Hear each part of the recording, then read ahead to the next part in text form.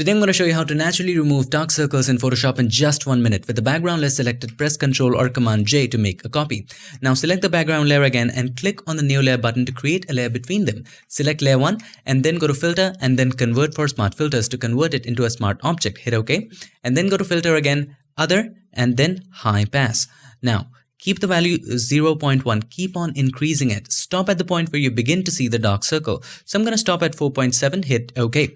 Now change the blend mode from normal to overlay. Hold the alter option, click on the line between these two layers, just like that. Select layer 2. Select the eyedropper tool, make sure the sample is current and below and the sample size is 5x5. Take the brush, zoom into the eye bag, hold the Alt or option, sample from a brighter area and then just paint on the darker area. Now it's too much. Decrease the flow to somewhere around 5% and do the same. Keep on doing it and you will easily, naturally, very nicely, beautifully remove the dark circle.